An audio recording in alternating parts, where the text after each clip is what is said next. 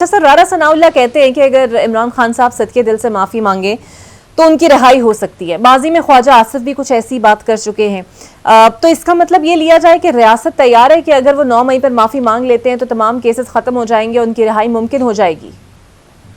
देखिए, ये ज़रूरी है कि उनको वो रियलाइज़ करें। उन्होंने जो 9 मई में जो कुछ पीटीआई का किरदार है और उनके वर्कर्स का, वो किसी सूरत में काबिल कबूल नहीं है।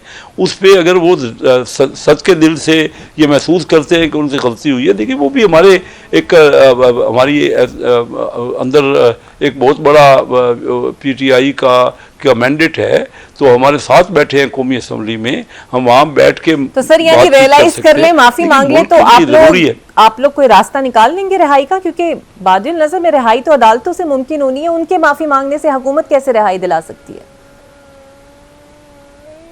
हुकूमत का भी तो उन कोर्ट्स में हुकूमत का रोल होता है ना। वहाँ पे वो अपनी तौर पे जो भी परसुएशन होती है, एक साइड तो हुकूमत का भी एक है ना। मकसद ये फैसला तो अदालतों ने करना है, लेकिन बात ये है कि जब आपस में रिकन्सिलिएशन होती है तो उसके मुताबिक अदालतें फैसला तो 9 मई का होना है ना। 9 मई कानून के मुताबिक फैसला होगा। लेकिन पहली चीज़ ये है कि वो इस बात को रियलाइज़ करे कि उन्होंने गलत काम की है। पाकिस्तान की सालमियत और पाकिस्तान के अफवाज के ऊपर अगर हमला हो तो वो किसी सूरत में कबूल नहीं है। और मैं ये महसूस करता हूँ कि पीटीआई एक ऐसी इलेक्शन में जाते हैं और उनका एक बड़ी जमात है, पब्लिक में उनका असर है, तो वो मुल्क की सालमियत के लिए और हमारे डेवलपमेंट के लिए ज़रूरी है। जब से हम आपस में इख्तलाफ शुरू किया, एक वक्त था कि दुनिया हमारी तरक्की की तरफ देख रही थी, तो ये जो आपस में की है, हमने इलाके में भी मुखालफत की, एक अपनी पार्टियों के अंदर भी और बैरूनी दुनिया में भी, अपने बॉर्डर्स पे भी।